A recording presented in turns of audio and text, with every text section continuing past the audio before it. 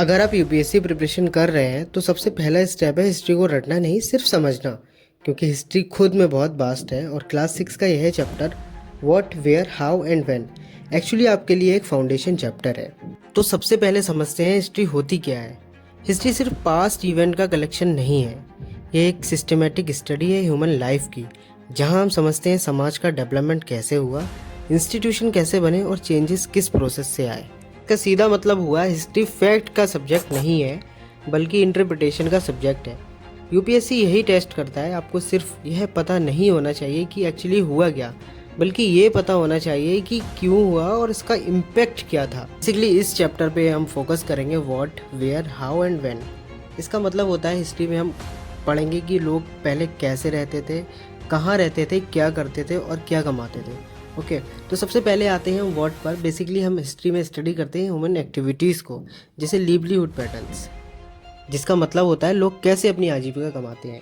Settlement patterns, लोग कहाँ और कैसे रहते थे, उनकी सोशल लाइफ, समाज, फैमिली, कास्ट रिलेशन कैसे थे।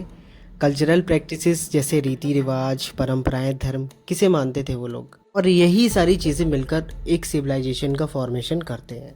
अब आते हैं वेयर पर। यह बहुत इंपॉर्टेंट डायमेंशन है। Early human settlement majorly rivers के पास डेवलप हुए। इसका रीज़न प्योरली जियोग्राफिकल और इकोनॉमिक था। रिवर्स ने प्रोवाइड किया water, fertile land and transport route. इसी वजह से आप देखोगे कि इंडस वैली सिविलाइजेशन या गंगा वैली सेटलमेंट दोनों का बेस रिवर पर है। अब आते हैं हाउ पर। हमें हिस्ट्री कैसे पता चला, ये सबसे क्रिटिकल पार्ट है। हिस्ट्री लिखने के लिए हमें सोर्सेस चाहिए होते हैं। ब्रॉडली दो टाइप के सोर्सेज होते हैं, एक होता है आर्कियोलॉजिकल सोर्स और एक होता है लिटरेरी सोर्सेज। लिटरेरी सोर्सेज में मैन्युस्क्रिप्ट्स आते हैं जो हैंड रिटन टेक्स्ट होते हैं।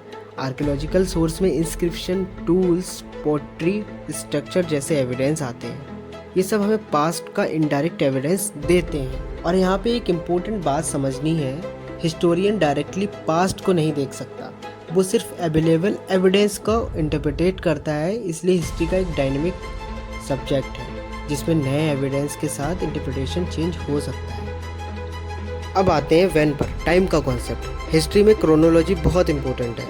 इवेंट्स को एक सीक्वेंस में रखना ज़रूरी होता है जिससे कॉज इफेक्ट रिलेशनशिप समझ आए। इसलिए BCE और CE जैसे डिविजन्स यूज़ किए जाते हैं।